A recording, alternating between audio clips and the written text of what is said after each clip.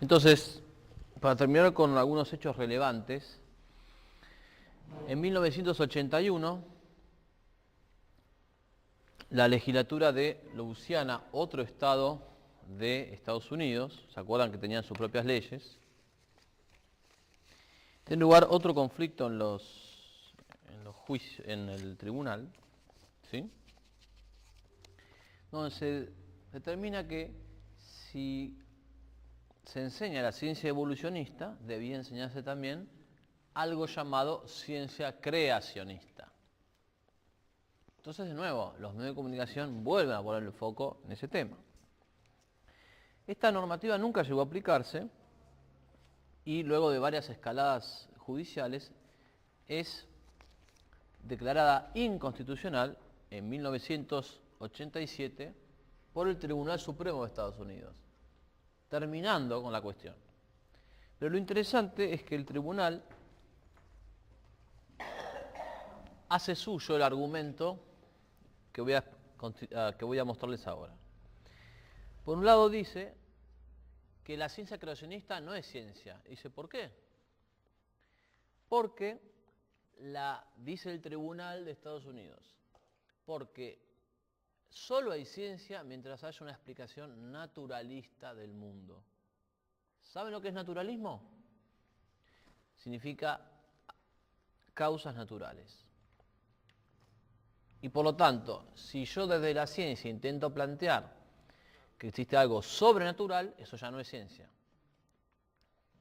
Y por lo tanto, no puede ser enseñado en los colegios. A partir de eso es que hay una gran movilización entre los científicos antidarwinistas, o por lo menos no darwinistas, y los creacionistas. Y así surge el gran libro que está en internet, se los recomiendo, es uno de mis libros de cabecera, que se llama Darwin a juicio, del abogado norteamericano Philip Johnson. Este abogado, él lo dice al principio, él dice, yo soy una persona de fe cristiana, yo lo he podido rastrear hasta donde yo sé, no es un católico, no sé si es evangélico, pero él dice, yo soy una persona de fe cristiana. Es un abogado, es un tipo brillante, y el libro está en castellano, se los recomiendo. En ese libro están estos datos, también por escrito, hay muchos de los datos que yo traigo acá que me apoyé en ese libro, y él ahí cuenta que según el tribunal estaba sacralizando una interpretación de la ciencia naturalista. O sea, si hay ciencia, tiene que haber exclusión de causas sobrenaturales. También decíamos que íbamos a hablar de los antecesores. En Argentina, uno de los primeros que le dio espacio a Raúl Leguizamón, ¿se acuerdan quién es Raúl Leguizamón? Del libro. Fue la revista Cabildo. La primera vez que yo leí un artículo de este hombre, que es brillante, fue en la revista Cabildo. En Estados Unidos, otro de los científicos antidarwinistas fue Michael Behe, que tiene un libro muy famoso que se llamó La caja negra de Darwin. Él cuenta ahí que en la época de Darwin la célula era una caja negra, porque como el microscopio era muy débil, lo que se podía ver era poco. Cuando aumenta la tecnología, lo que se puede ver es una galaxia. Entonces dice, lo que Darwin explicó, todos la época de Darwin, no tenía idea de lo que se iba a descubrir después. Y estamos utilizando, con un microscopio donde podemos ver una galaxia dentro de una célula, una explicación del siglo XIX. Michael Behe. Otro polemista actual hace décadas, muy querido por Santi, es William Lane Craig. También él ha polemizado con darwinistas y ateos célebres en los últimos 20, 30 años. En Argentina, les voy a mencionar al padre Javier Olivera Rabasi, tiene un blog que se llama Que no te la cuenten, que tiene muchísima información sobre los fósiles, especialmente Abraham. Que no te la cuenten, tiene muchísima información y ataca cada uno de los casos del fósiles, el caso de Lucy, Australopithecus, el hombre de Neandertal, y ataca uno por uno. Y por último, hay un historiador intelectual de Mendoza llamado Enrique Díaz Araujo, que tiene un libro llamado El evolucionismo, que es chiquito, tendrá 150 páginas, pero es una bomba ese libro, está lleno de información, repleto de argumentos, ¿sí? Así que yo se los recomiendo calurosamente.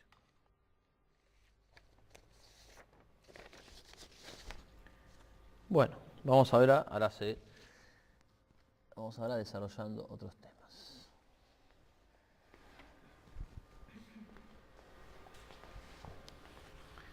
Según la teoría evolutiva, los cambios, ¿cómo se dan?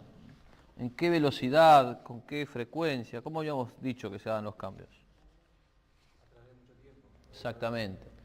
Por eso es que ellos eran gradualistas.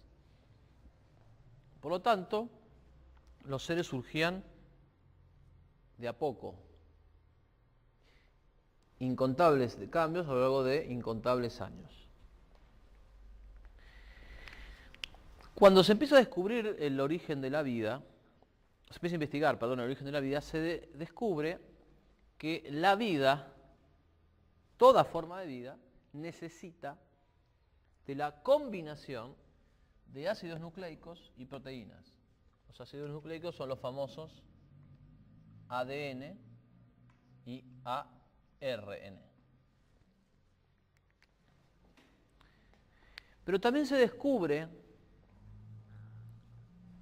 que para formar C, o sea, para formar la vida, necesito ¿qué cosa? A más B. Y para formar A, necesito previamente ¿qué cosa? Para formar los ácidos nucleicos, las proteínas.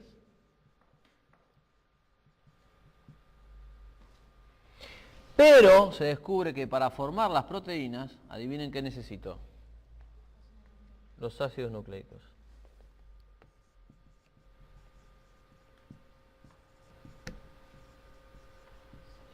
Entonces,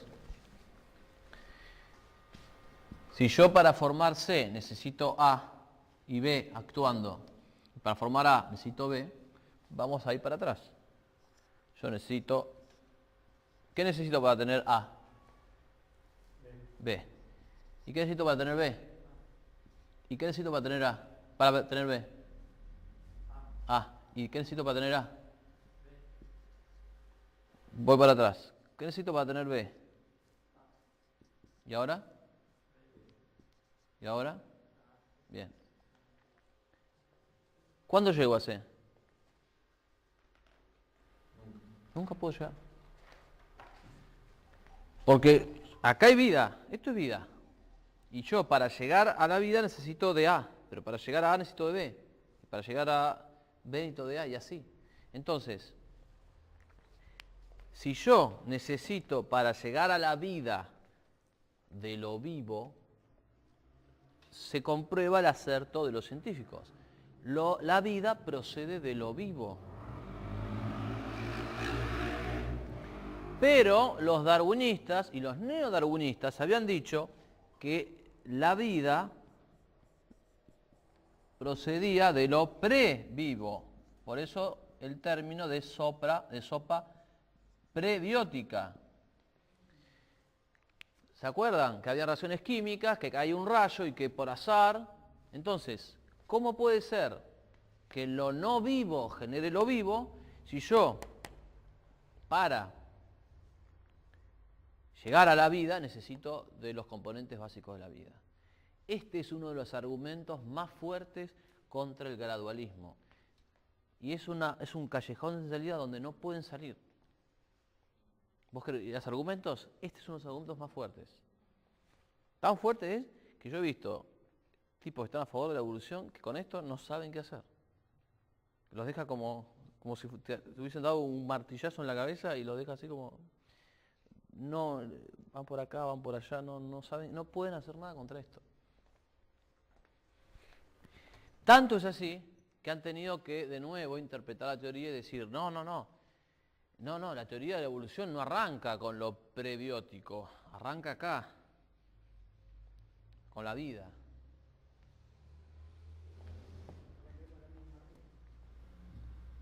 ¿Y la teoría del Big Bang? Ahora voy con eso. Pero han tenido que reformular la teoría para decir, no, la evolución empieza con el primer ser vivo, no antes. Pero es mentira, ellos habían dicho que empezaba antes. De hecho, habían dicho que empezaban con el Big Bang. En ciertos textos van a ver que la evolución abarca el Big Bang, la creación de la Tierra, la creación de la vida y luego todo. Pero es decir, como ellos no pudieron saltar este obstáculo, bueno, hagamos de cuenta, no, la evolución abarca solamente la creación de la vida. ¿Se dan cuenta? Y de nuevo, cuando te presentan hoy el tema, algunos te dicen, hay un proceso evolutivo que viene del Big Bang y otros más piolas te dicen, no, la evolución explica la vida una vez que ya existe. Pero no te dicen, antes decíamos otra cosa y luego, arrinconados por la evidencia, ahora lo reajustamos para no quedar desacomodados. No te lo dicen. Acá hay un fraude, eso es lo que también quiero que quede muy claro. Acá, esto que debería ser una investigación científica abierta, te están ocultando información. Este argumento es uno de los más importantes. O sea, la vida procede de lo vivo y no hay salto desde lo inanimado.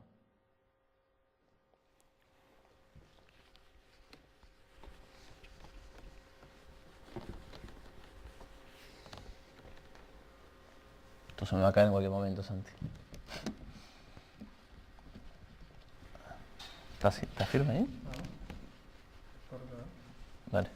Suelto, ¿eh? Dale, ahí está. Bien. Algunos términos que tenemos que explicar. Ya explicamos relativismo, ¿no?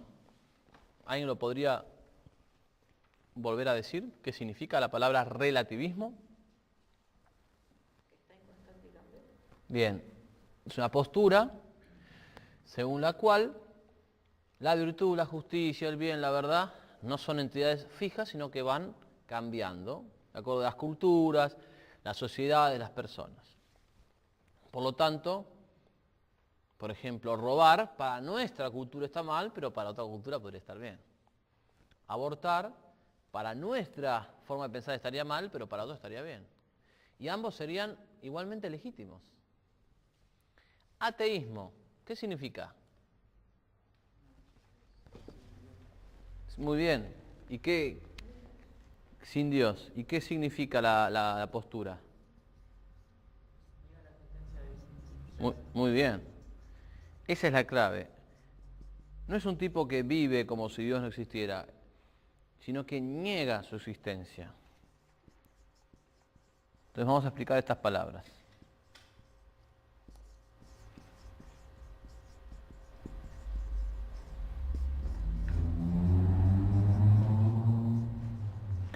El ateo, como decías vos, la A es sin, niega que existe un Dios. El teísta afirma que existe un Dios. En cambio, el agnóstico, ¿saben qué significa agnóstico?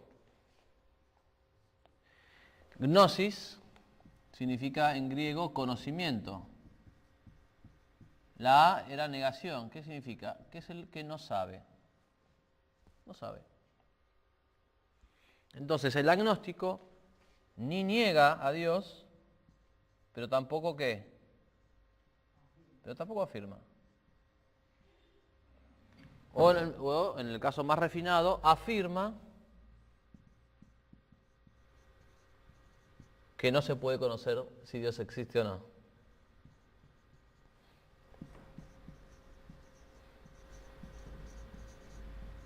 Entonces, fíjense, mientras que este sabe que no existe y este sabe que existe, este puede decir dos cosas. O no sabe, o sabe que no se puede llegar a una conclusión. Agnóstico, ¿no?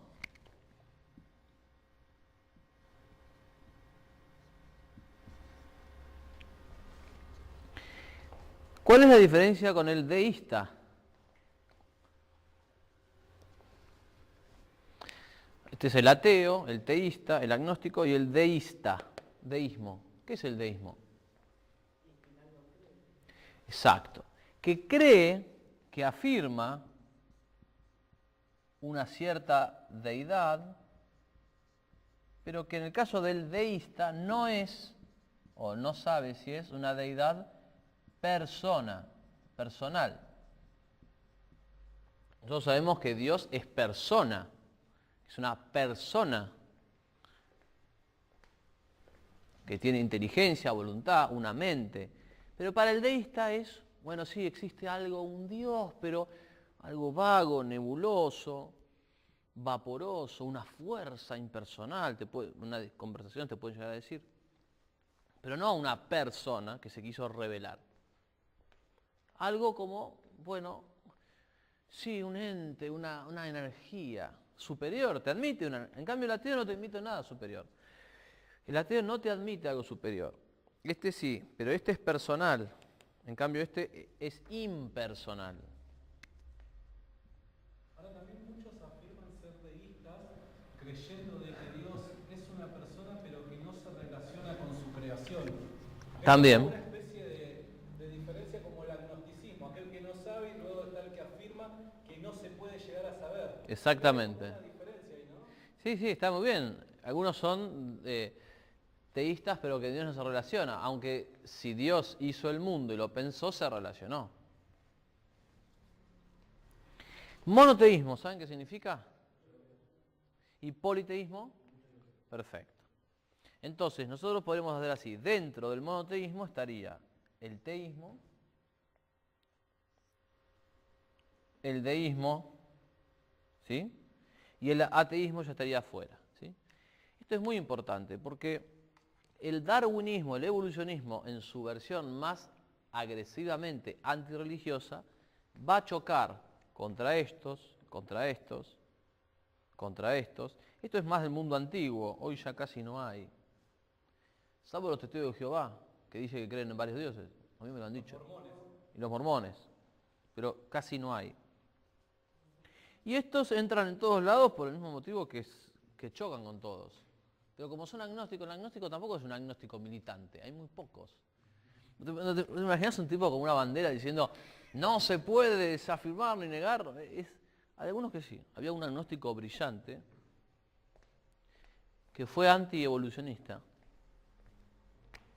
que tiene argumentos muy buenos.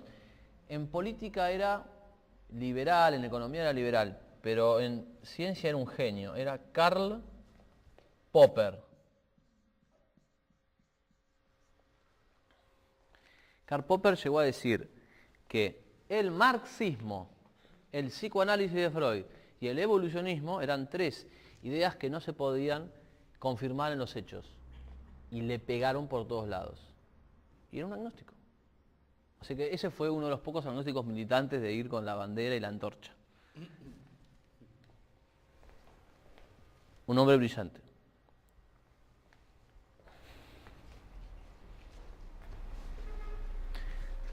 Bien. Me decía Santiago en el corte que vamos a tener que unir o fusionar los tres bloques en dos. Así que este sería el último, ¿no? ¿Verdad? ¿Querés explicar un poquito el tema del...? Más que nada porque tenemos que cortar a la una, ¿no? Bien. Entonces, por esa razón. Bueno, buenísimo. Entonces vamos ahora al tema de argumentos y ya después dejamos un espacio a las preguntas. Paleontología.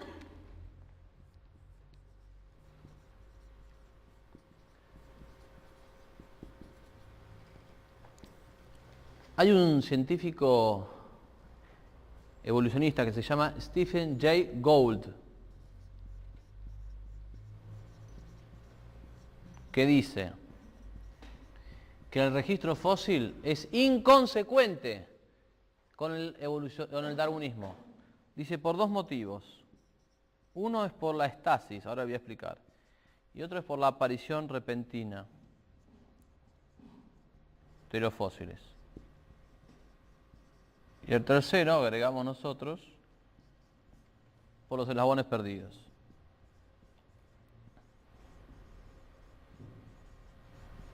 Expliquemos un poquito esto. ¿Se acuerdan que, según la teoría, el cambio es lento y gradual, ¿no? Bien. Entonces, si acá estamos, por ejemplo, en el 2018, y acá estamos hace 300 millones de años, se supone que los seres fueron evolucionando, ¿sí o no? Ahora, ¿qué pasaría si yo encuentro un fósil de hace 300 millones de años, y lo comparo con otro y veo que son iguales? Se encontró. Se vienen encontrando en las últimas décadas fósiles que son iguales a otros fósiles que se tenía, y a esos fósiles se les había atribuido una edad de 300 millones de años. Por ejemplo, el caso del celacanto,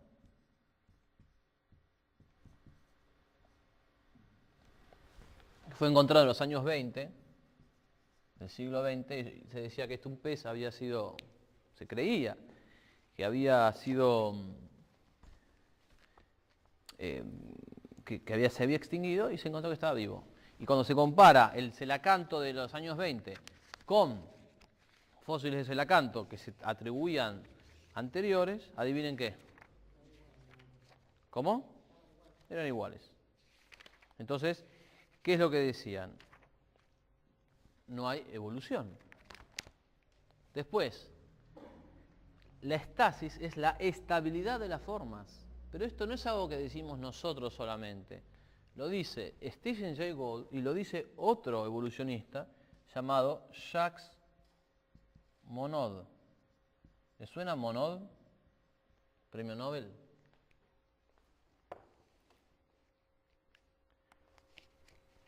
Miren lo que dice Monod.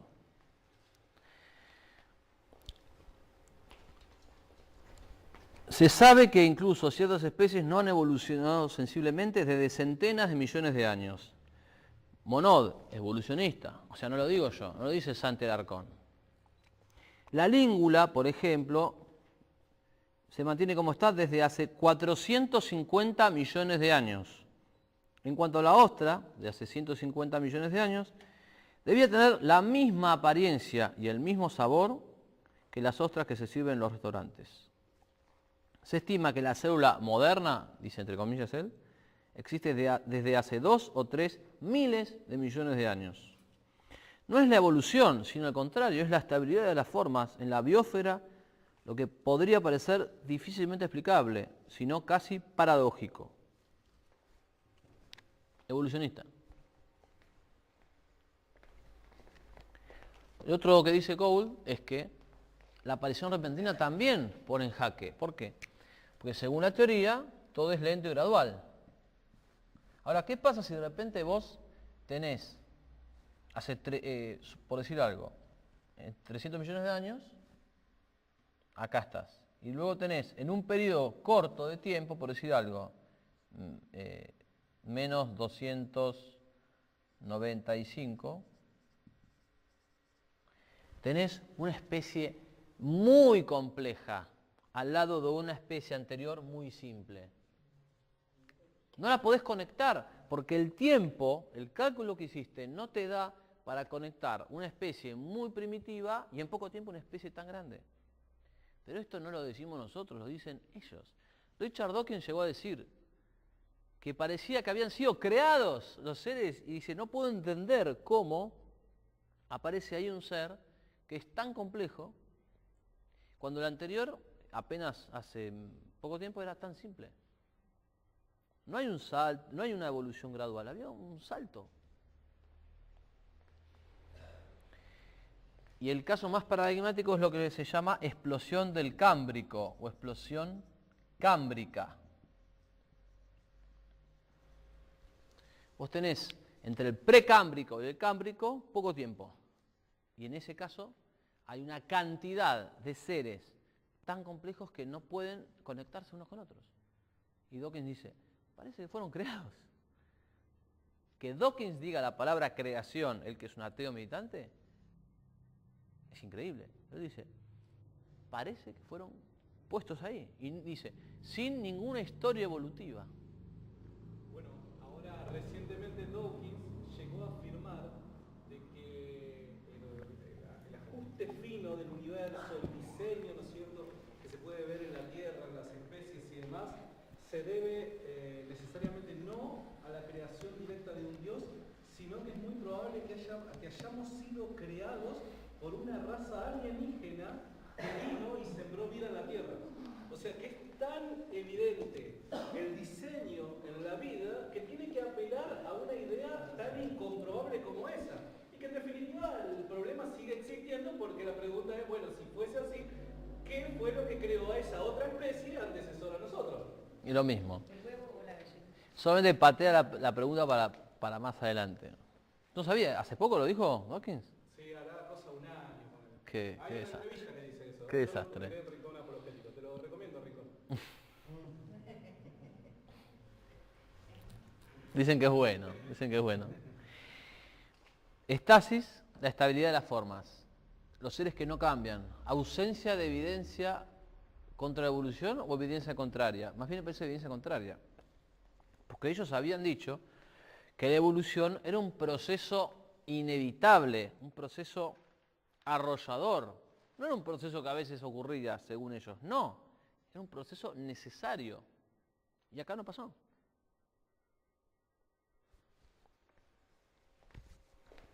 Explosión cámbrica, seres que aparecen y que no pueden conectarse con otros. Y el otro argumento son los eslabones perdidos. ¿Por qué? Porque según ellos, por ejemplo, entre el reptil y el ave, vos tendrías muchas formas intermedias. Es más, dice Darwin, la cantidad de eslabones perdidos debe ser inconcebiblemente grande. ¿Por qué?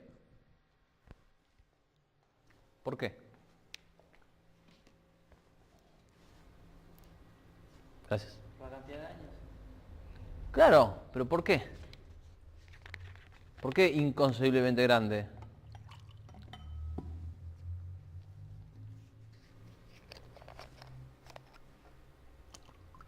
¿Cómo era el cambio? ¿Lento o rápido? Entonces, justamente por ese motivo. Porque si los seres evolucionan gradualmente, yo acabo de tener muchísimas formas intermedias y en realidad lo que hoy llamamos reptil y ave, como una especie fija, es solamente el fruto de que nos faltan los eslabones intermedios. No aparecen. ¿Cuál es el gran argumento? No están lo que debería estar, pero está lo anterior. O sea, y está lo más cercano. ¿Por qué justo estos no aparecen? En su momento se dijo, no, porque todavía no aparecen, ya van a aparecer. Ah, bueno. Y siguieron cavando, pero hace años vienen diciendo que deberían aparecer. ¿A dónde buscamos? Todos lados. Argentina, en China, hay expediciones que se organizan. Además, no es que hubo gente que se lanzó a la aventura de buscar el eslabón perdido. Pero una cosa más. Alguien nos puede decir, bueno, pero que no aparezcan no significa que no hayan existido. Te pueden decir ese argumento. A lo cual yo contraataco, digo, aparecen los fósiles de aves, que son más cercanos. Aparecen los fósiles de reptiles, que son más lejanos. El que está acá, ¿no? ¿Es más cercano a nosotros que el reptil, sí o no? Bien. ¿El que está acá es más cercano? ¿El que está acá? ¿El que está acá? Bien. Todos estos que son más cercanos no aparecen, pero aparecen más lejanos. Es decir, lo lógico sería que si lo más difícil de encontrar aparezca, que lo más fácil aparezca con más frecuencia, ¿sí o no? Bien, lo más fácil no aparece con la misma frecuencia que lo más difícil.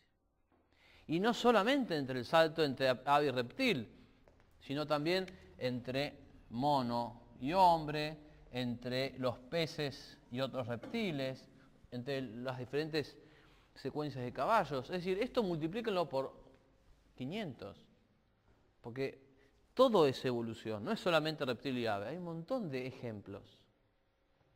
Entonces, la prueba más más fácil no aparece, pero aparece la más difícil. Mirá vos. ¿No es llamativo? A alguien le debería llamar la atención. Entonces, Stephen Jay Gould, Monod lo reconoce. Son dos evolucionistas. Otra falacia interesante que la comete Dawkins, el amigo de Santi. ¿Oyeron hablar del libro de Dawkins, El relojero ciego? Sí, es malísimo. Pero es uno de los bestsellers mundiales, porque a veces lo que es bestseller es malo. En El relojero ciego, Dawkins dice que la naturaleza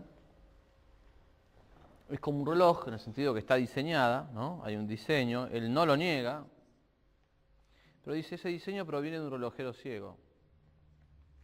Es decir, ¿de qué? Bueno, de la nada, de algo impersonal, de la selección natural, de la evolución, pero la evolución no es un ser pensante que dirige las cosas, sino que la evolución es como una fuerza, es algo que ocurre, es un relojero ciego. El relojero arma el reloj, ¿sí? Pero en este caso es un relojero ciego que no ve lo que hace y no es una persona, no piensa, se arma solo. ¿Dónde está la falacia? Nosotros, en la realidad, todos los relojeros que conocemos no son ciegos, son videntes. Y además son personas. Y todos los ciegos que conocemos no arman relojes. Entonces, evidentemente, él conecta dos palabras que no tienen una relación con la realidad. Es como si yo dijese círculo cuadrado, ¿no? Puedo escribirlo, ¿sí o no? Lo acabo de escribir, pero no tiene ningún significado. Relojero ciego es lo mismo, no tiene ningún significado. Pero con esta falacia, él escribe un libro y llega a millones de personas. ¿Se dan cuenta? Ahora lo analizamos en un minuto y descubrimos que no tiene ninguna consistencia. Un saludo para Dawkins, que nos está mirando. Bien.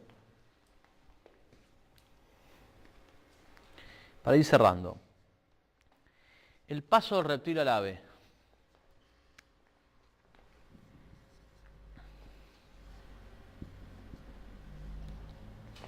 El reptil tiene sangre fría, el ave tiene sangre caliente.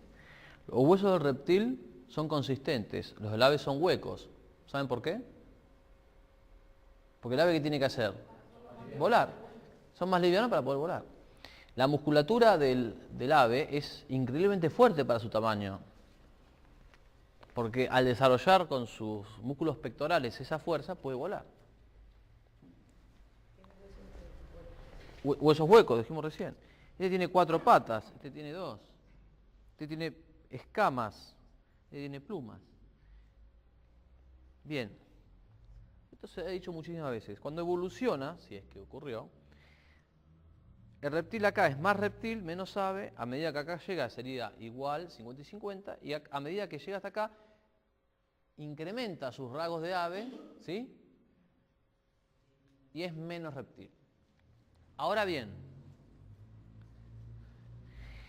en este momento, sus 4 patas cada vez están cambiando, están dejando de ser patas que les sirvan para reptar y están transformándose en patas y en alas que les sirven para volar.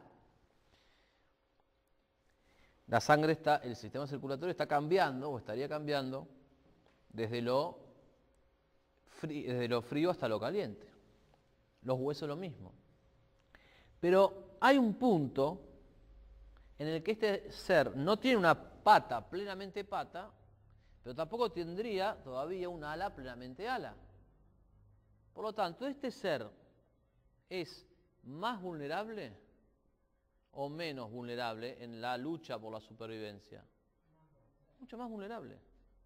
O sea, un reptil que tuviese que competir con una pata semidesarrollada frente a otros reptiles con las patas plenamente desarrolladas, estaría en inferioridad o en superioridad de condiciones. Por lo tanto, moriría. Y nunca hubiese llegado ¿a dónde? Exactamente. Los seres intermedios que no tienen sus organismos plenamente desarrollados son vulnerables. No pueden competir con otros seres desarrollados en la lucha por la supervivencia. Pero según Darwin, y según el neodarwinismo, la lucha por la supervivencia es lo que hace que la cosa marche. Entonces, este reptil nunca llegaría a ser ave, y el ave nunca hubiese existido. Pero el ave existe.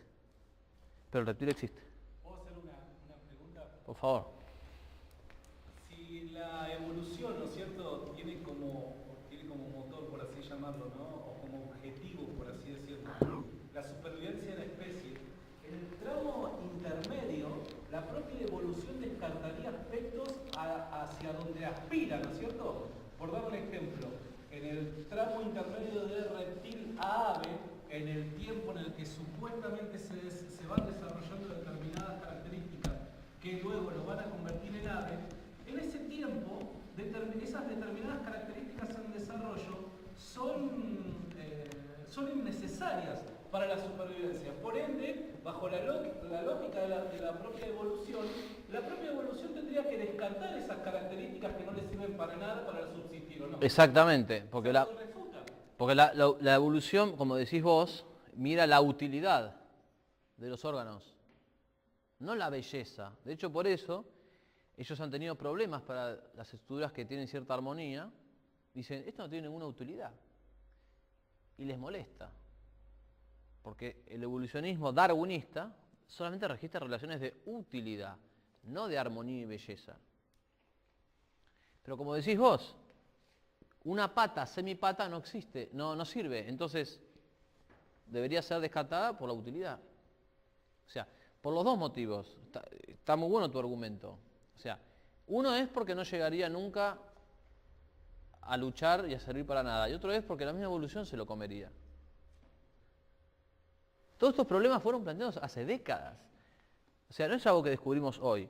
Pero de nuevo, los científicos fueron presionados para que no puedan publicar sobre esto. ¿Se dan cuenta? ¿Querías decir algo, Olga? Una pregunta, entonces, ¿cómo quedaría la evolución de hombre a mono en este caso?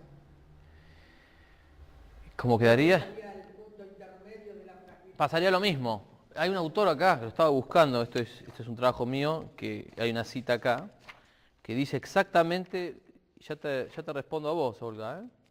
¿De qué le serviría a un mono, dice Raúl Leguizamón, de qué le serviría a un mono desarrollar piernas de hombre sin desarrollar simultáneamente pelvis de hombre? ¿De qué le serviría una pelvis de hombre sin columna vertebral humana? ¿Cómo puede haber mano de hombre con brazo, antebrazo y hombro de mono? ¿Cómo puede haber columna vertebral del hombre sin cráneo de hombre y viceversa? O sea, los seres son unidades sistémicas, todo o nada. Y les voy a dar el último ejemplo y con esto pasamos a las preguntas. ¿Conocen el escarabajo bombardero? ¿Sí? El escarabajo bombardero está en Inglaterra. Algo bueno tenía que tener Inglaterra. Nos hemos atacado tanto. Tiene un sistema de defensa que es interesantísimo. Consta de dos elementos que se combinan y generan una reacción química. Dentro del cuerpo del escarabajo, el escarabajo se defiende con un líquido, una especie de chorro, de un líquido hirviendo a 100 grados. Entonces, cuando hay un depredador, le tira el chorro, el tipo se aleja. Incluso lo podemos buscar por acá. Si lo buscan en Google, en YouTube, lo podemos ver. Le tira un chorro de líquido hirviendo. Pero esto lo genera dentro de su cuerpo. Entonces, tiene una sustancia que combina y genera reacción química. Ahora la pregunta sería, si lo genera dentro de su cuerpo, ¿qué le podría pasar al escarabajo? Nada, porque él es autoinmune a lo suyo. ¿Pero por qué? ¿Y por qué le lastima al de afuera y no al de adentro? Esa composición fue estudiada. Porque al mismo tiempo en que él genera la reacción química, le aplica una tercera sustancia que se llama el inhibidor. Perdón. Que como su nombre lo indica, ¿qué les parece que hace el inhibidor? ¿Inhibe qué? La reacción química. ¿Para qué la inhibe? Para que el escarabajo no se lastime. Perfecto, lo tenés acá. Ah, ¿lo vas a pasar? Un genio. Entonces, fíjense que con esto inhibe, pero luego, cuando lo lanza, ya no lo inhibe. Entonces, ¿qué tiene que hacer? Tiene que desinhibirlo con una tercera sustancia que se llama antiinhibidor. Mira, mírenlo ahí.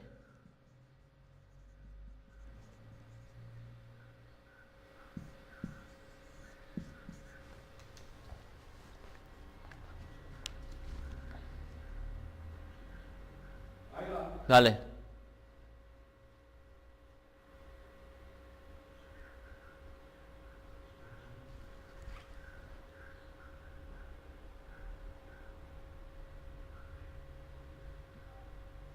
¿Viste? Ahí.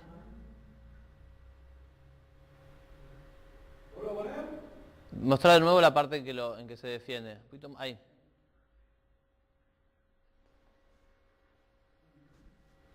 ¿Lo ves? Me encantó. A los chicos les encanta, Entonces, fíjense. Reacción química. Inhibidor, que neutraliza la reacción para que no se mate. ¿Y el antiinhibidor qué les parece que hace? Detiene la acción del inhibidor. Exacto. ¿Por qué? Porque si no le tiraría un chorro de líquido que no sería inofensivo. Y entonces no le haría nada al depredador. Entonces necesita de todos los elementos. Imaginemos un escenario de evolución gradual. Si tiene A, ¿se puede defender? ¿Por qué? Moriría. Si tiene A y B, ¿se puede defender? ¿Qué le falta? Le falta el inhibidor. Y entonces se mataría a sí mismo. Si tiene A, B y C, ¿se puede defender? Le falta el D. Tiene que tener todos los elementos a la vez. Eso es lo que se llama complejidad irreductible. Exactamente. De estos argumentos, como bien dice Santi, los seres tienen una complejidad irreductible, o algunos dicen irreducible. De estos ejemplos hay infinitos de naturaleza, porque todos los seres tienen esa complejidad, nosotros también. Entonces, si hubiese un desarrollo gradual, paso a paso, en algún momento el escarabajo tuvo esto, pero no lo demás. Solamente esto, en otro momento solamente esto, en otro momento solamente esto y así. Pero hasta que el sistema no está completo en todas sus partes, no sirve. Estaría muerto. Sin embargo, hoy vive. Esa es la conclusión a la que todos llegamos. Exactamente. Es más, un día me acuerdo que esto yo lo expliqué en clase, chicos de 11, 12 años, y un chico estaba distraído y me dijo, profesor, ¿qué máquina es esa? Yo digo, no es una máquina, es un insecto. Y se le cayó la cara. No podía creer que era un insecto. Como el motor del flagelo bacteriano, ¿no? También, el motor del flagelo bacteriano es un ejemplo que trae el científico Michael Behe, que yo mencioné hace un ratito, y que también es un ejemplo de complejidad reductible. Exactamente. Este ejemplo del escarabajo bombardero yo lo descubro gracias a un sacerdote amigo mío que pobre está medio enfermo, que se llama el padre Carlos Baliña. Es otra persona, hay una conferencia en YouTube, ahí se los pongo, que se llama La pseudociencia del evolucionismo. Y que tiene estos ejemplos, Carlos Baliña. Esa conferencia dura 1 hora, la pseudociencia del evolucionismo. Es increíble esa conferencia. Para ir cerrando. ¿Qué es lo que tiene de verdadera la teoría? ¿Hay elementos verdaderos? Sí. Hay micromutaciones. Hay cambios. La especie cambia. Hay seres humanos con cierto color de pelo, con cierto desarrollo, más blancos que otros. Hay perros que van cambiando. Un chihuahua no es lo mismo que un gran danés, un doberman. En Inglaterra, por ejemplo, había unas polillas que cuando tuvo lugar la contaminación de la revolución industrial, cambiaron su color a medida que cambiaba el árbol donde ellas estaban, donde se posaban. Cuando la contaminación se redujo, volvieron a su color habitual. Los perros cambian. Los criaderos de vacas van cruzando vacas y van generando distintos tipos de vacas. Sí, hay esos cambios. O no, o a veces eso es la misma inteligencia del criadero. Pero eso es más adaptación que evolución. Pero eso, ahí está, esos son cambios microevolutivos y son dentro de la misma especie. Eso ocurre. Nadie, claro, nadie niega eso y nadie está en contra de eso. Pero una cosa es decir, la especie varía de derecha a izquierda, y otra cosa es decir, hay un salto de una especie inferior en otra superior. Es otra cosa. Hay evidencia de eso. Eso es una evidencia. Ahora, decir que la acumulación de cambios genera un gran cambio no es una evidencia, es una inferencia. Es un acto de fe ciego en la evolución. Entonces, eso existe. Lo otro es una teoría, es una ideología que se impone a sangre y fuego, no a través del debate, sino a través de la supresión del debate, de la censura, de la corrección política y de la presión sobre las conciencias. Y esto también lo ha dicho, por ejemplo, con esto voy a terminar, otro evolucionista que se llama Niles Eldred, que él dice, lo que complica todo es la rutina para obtener un doctorado, ¿no? Incluso llega a decir, suena alógico, pero la presión para obtener resultados es inmensa. O sea, a ellos los presionan para obtener resultados. Y lo dice un tipo que es evolucionista. Eldred ha sido aliado de este que yo mencionaba, Stephen Jay Gould. Y él mismo te dice que, dice textualmente, los paleontólogos hemos dicho que la historia de la vida probaba la evolución sabiendo todo el tiempo que no era así. Así que, señoras y señores, espero que les haya gustado. Pasamos a las preguntas.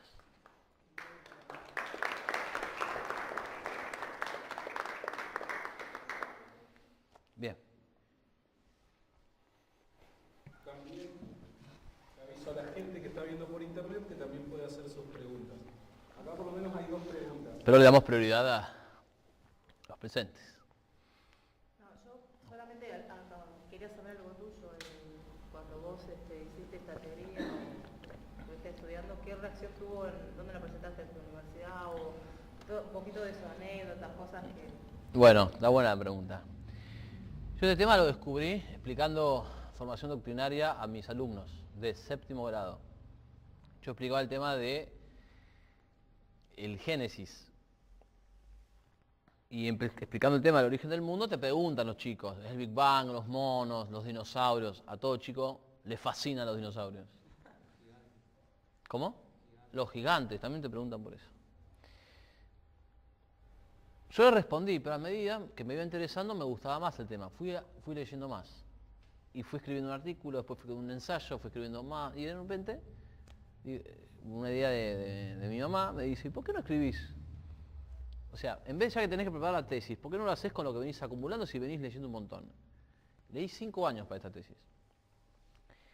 Lo presenté y el profesor encima era opositor a mi tesis. Porque encima mi tesis no habla del evolucionismo solamente, sino que habla del evolucionismo católico. Y yo criticaba a los católicos que apoyaban la evolución. Entonces, mi tesis cayó en una universidad católica, que es la universidad donde yo estudié, la Santo Tomás de Aquino, y el corrector de mi tesis era un profesor que tenía la postura contraria a mí, porque él era un católico que sostenía que se podía compatibilizar la evolución y la fe. Y entonces me hace una devolución y me hace 60 objeciones. Yo las conté una por una. 60 objeciones. Yo tengo que volver a escribir la tesis, no toda de cero, sino corrigiendo las objeciones, luego la presento y me la aceptan. Y tuvimos una esgrima verbal ahí, donde lo peor es que cuando estamos ahí, él me dice, yo te acepto las críticas a la evolución. Entonces yo no entendía nada. O sea, me hiciste 60 objeciones, pero ahora me decís que me la aceptás. Bueno. Pero, y ahí empezaba todo, pero puede ser que quizás Dios, y ahí empezaba todo el argumento. Les cuento que esta tesis está grabada, esta defensa oral está grabada y está en mi canal de YouTube. Así que si querés te invito a verla. No está entera, hay partes que está cortada, pero lo principal se ve. ¿Cómo se llama su? El canal de YouTube, Juan Carlos Monedero, Filosofía en YouTube. O sea, conclusión, digamos, en la universidad, ¿no? Vas a pasar siempre y cuando estés de acuerdo con los de arriba. En este caso, yo pasé y no estaba de acuerdo. Pero uno nunca sabe, además mi caso es muy difícil. A mí nadie me llamó, nadie me presionó, no me cayó ningún matón ahí esperándome en la puerta de mi casa diciendo, vos no publicás esto, nada. Pero sí tuve una resistencia de este hombre. O sea, si sos débil y no seguís insistiendo... Creo que eso sí sería justo decir. Creo que eso sí sería justo. Creo que otra gente con otro planteo distinto hubiese tenido menos resistencia. Además yo mismo voy a poner el caso al revés. Si me viene una tesis tuya y vos sos antidarwinista y yo soy darwinista y yo te tengo que evaluar, yo pediría que me cambien, diría, que lo evalúe tu profesor. ¿Por qué? Porque es como un hincha de River dirige un partido de Boca. O sea, no corresponde. Yo creo que quizás mi profesor podría haber dicho, bueno, yo soy el adversario y entonces me abro, que vaya otra persona, yo no tengo problema. No lo hizo. Se quedó, se la comió la tesis y me hizo 60 objeciones. Esta tesis ahora, si Dios quiere, a fin de año la publicamos en libro. La idea es sacarla en libro y todo. Que está acá, pero esta es la parte, digamos, más la corrección primera. Bueno, esos son los detalles que te puedo contar.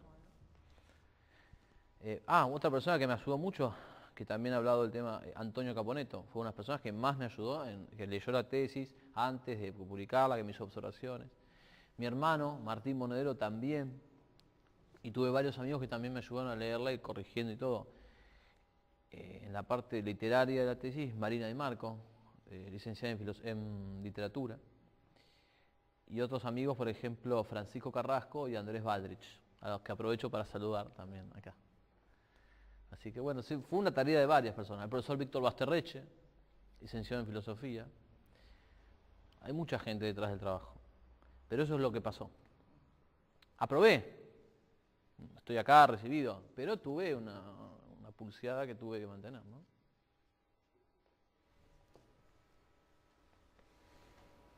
¿Alguna otra pregunta? Acá hay una que me gustaría Tirala. hacer, que dice lo siguiente, que algo tocaste, pero quizás ser un poquito más específico. ¿Podrían hablar por qué la falta de eslabones perdidos no califica como una apelación a la ignorancia? Bueno, primero habría que ver si no es una, porque él dice que no es una apelación a la ignorancia. O sea, hay que ver si estamos de acuerdo primero con eso. Yo lo que creo que es esto, la falta de eslabones perdidos es ausencia de prueba. La ausencia de prueba no es letal para una teoría. Pero la prueba contraria sí la es. O sea, la estabilidad de las especies es prueba contraria. La ausencia de la bola de perdidos es ausencia de prueba. ¿Qué es más? ¿Qué golpe es peor para la tesis? ¿Este o este? ¿Qué les parece a ustedes? ¿Qué golpe es peor? ¿Que falte evidencia que respalde o que haya evidencia contraria a la tesis? Este es peor, claro. Este es más grave. Pero este también es un problema. Este lo podés resolver diciendo, bueno, todavía no se encontró, se encontrará mañana.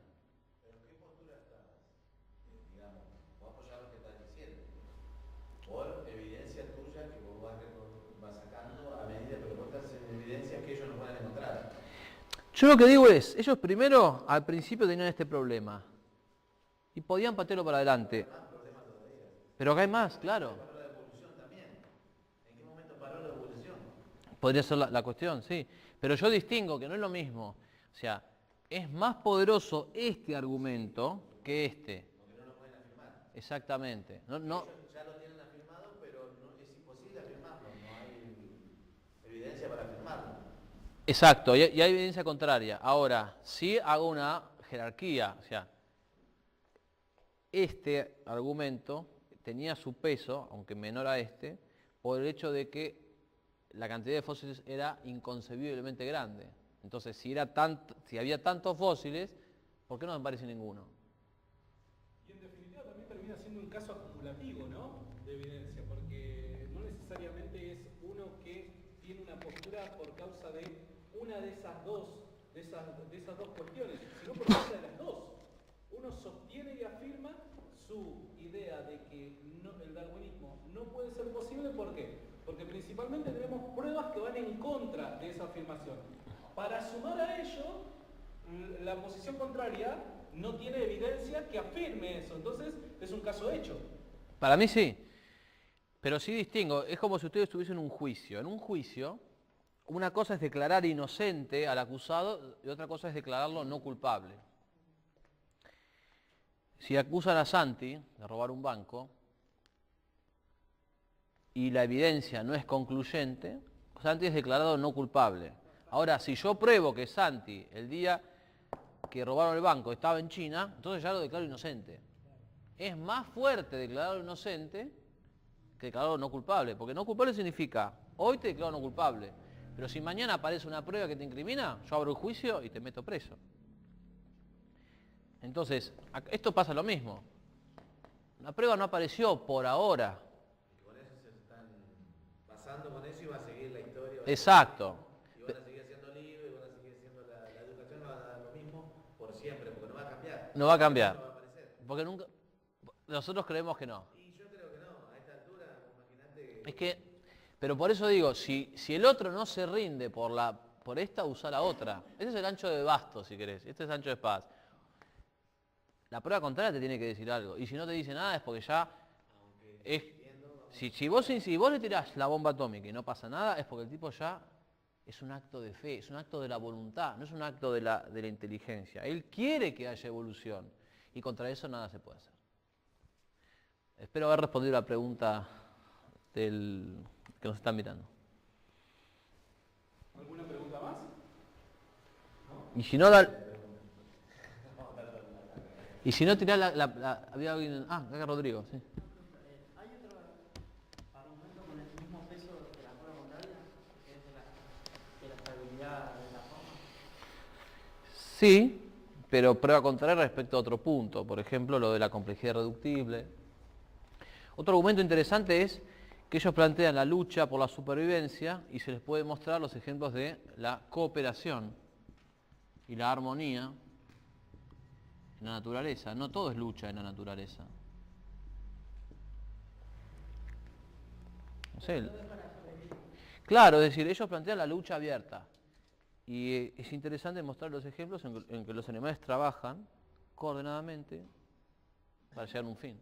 Y eso también, de alguna manera, no respalda la idea de la lucha por la supervivencia.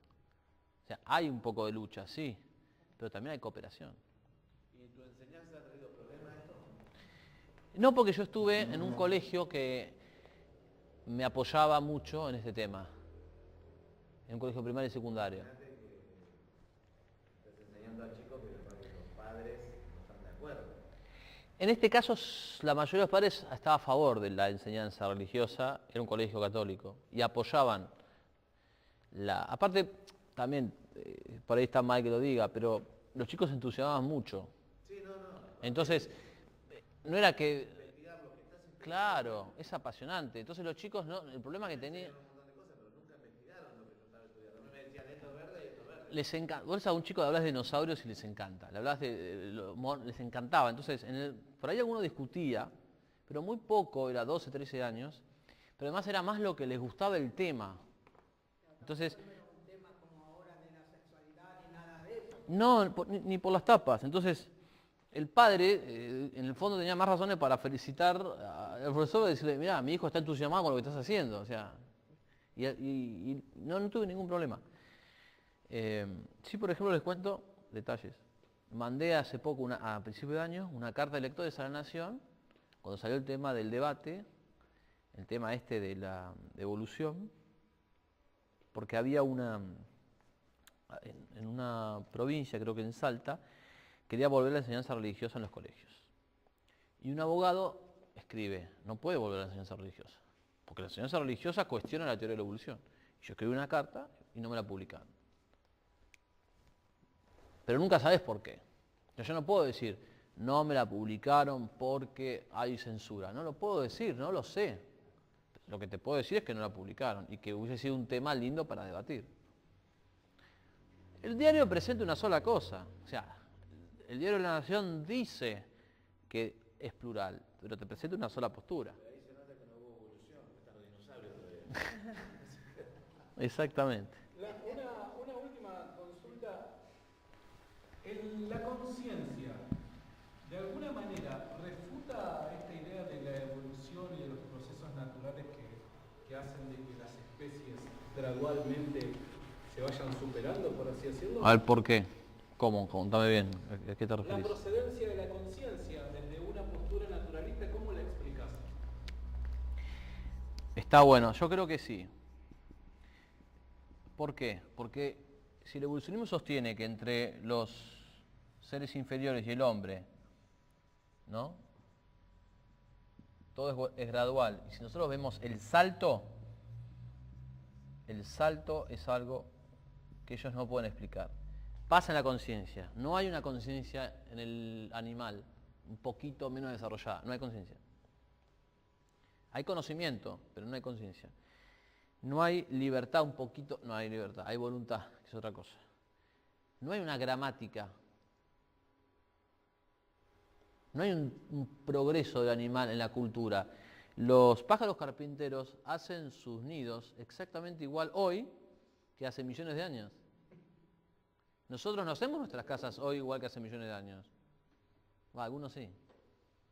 Hacen la casa más así. Pero nosotros hemos perfeccionado en la construcción de una casa. Es más, diríamos que el hombre más bien que evolucionar, en algunos casos involuciona. Porque ahora estamos con prácticas primitivas, criminales, como el aborto, como la eutanasia, matar a los viejos. Entonces, más que evolucionar, en algún punto estamos involucionando.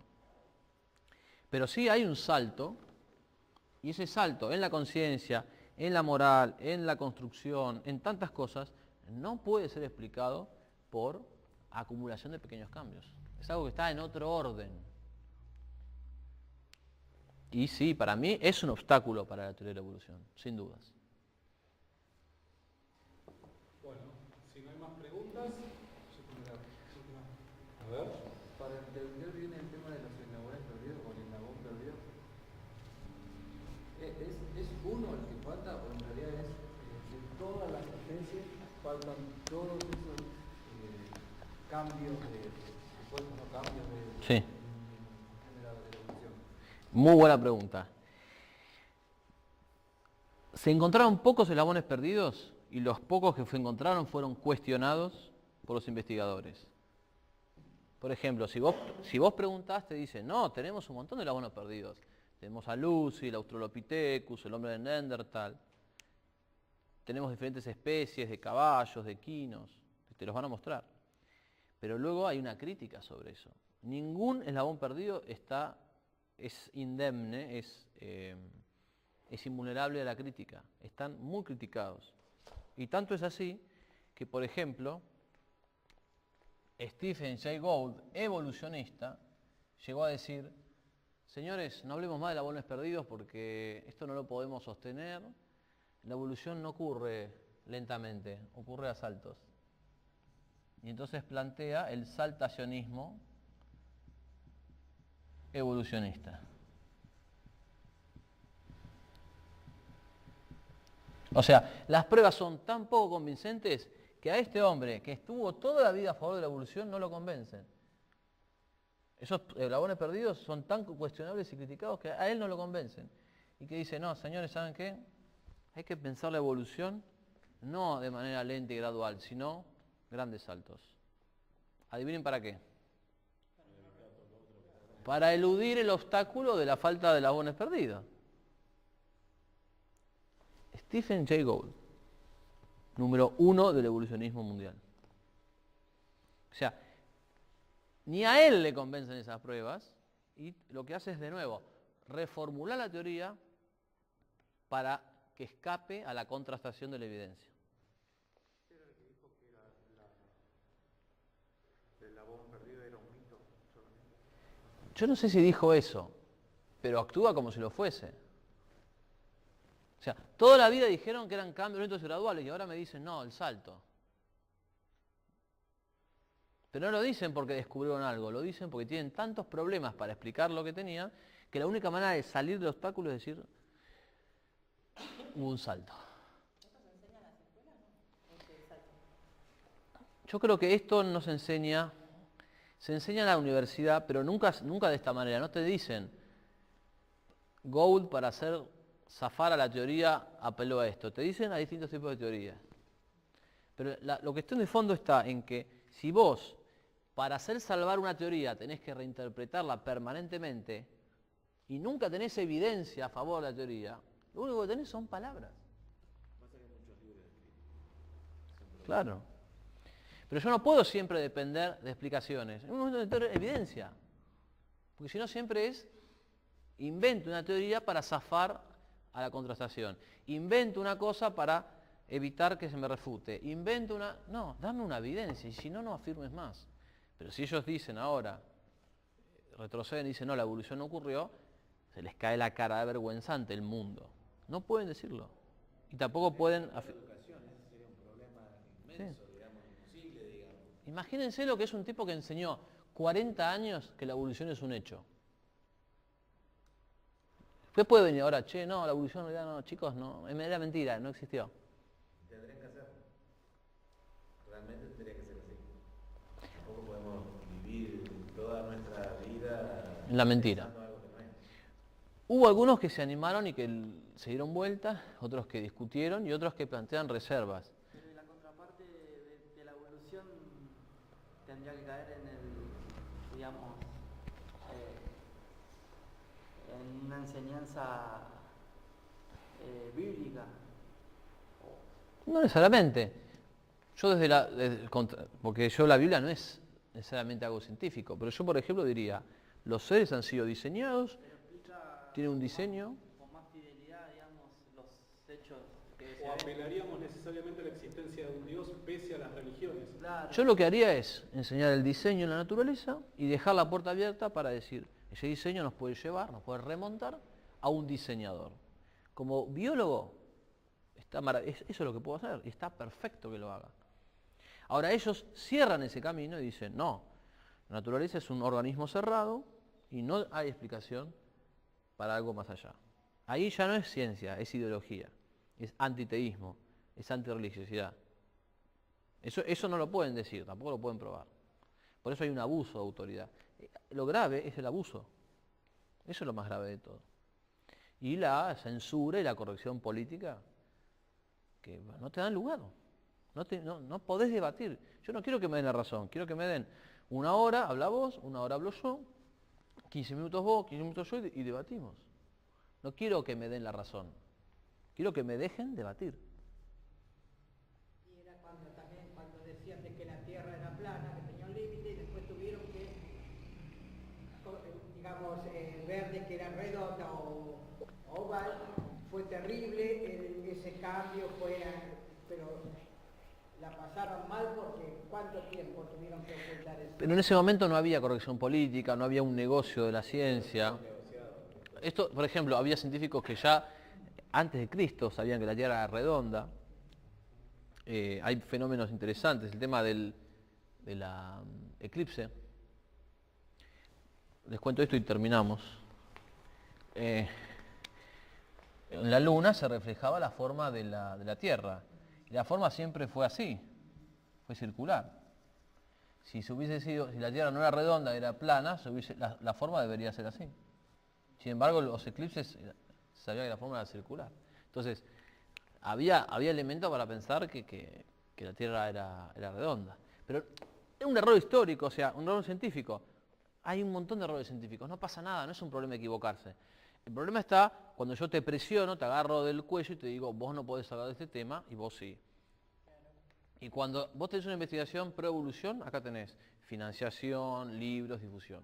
Usted tiene una investigación que cuestiona la teoría, para usted no hay fondos. Ese es el problema. Eso es corrección política, eso es persecución política, eso es ideología. Eso es lo grave. Hay un autor que se llama, es un evolucionista ateo de nivel mundial, creo que lo tengo acá la cita, espero encontrarla rápido.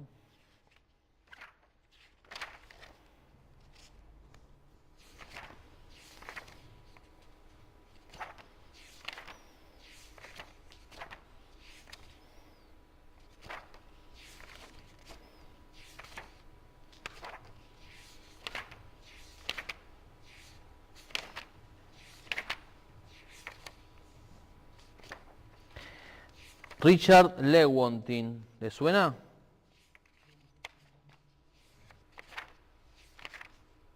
Voy a buscar acá la cita. Y con esto terminamos, pero esto para que vean lo que es el cerrojo ideológico.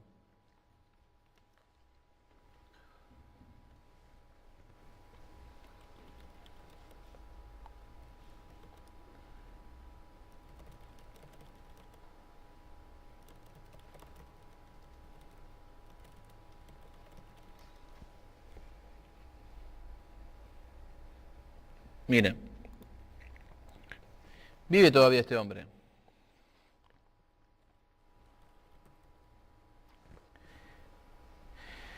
Dice Richard Lewontin, que no es el kiosquero de la esquina, sino que es biólogo evolutivo, genetista y filósofo de la biología de Estados Unidos. Cita principal. Nos ponemos del lado de la ciencia a pesar de lo patentemente absurdo de algunos de sus conceptos, a pesar, énfasis de él, no mío, de su fracaso en cumplir muchas de sus extravagantes promesas de vida y salud, a pesar de la tolerancia de la comunidad científica a historias sin fundamento, porque tenemos un compromiso anterior, un compromiso con el materialismo. No es que los métodos de la ciencia nos obliguen a aceptar una explicación materialista, sino por el contrario, nosotros estamos forzados por nuestra adherencia a las causas materiales a crear un aparato de investigación que produce explicaciones materialistas, sin importar qué tanto vayan en contra de la intuición, sin importar qué tan místicas sean para el que no ha sido iniciado. Más allá de eso, el materialismo es un absoluto, pues no podemos permitir que un pie divino cruce el umbral de nuestra puerta. Muchas gracias.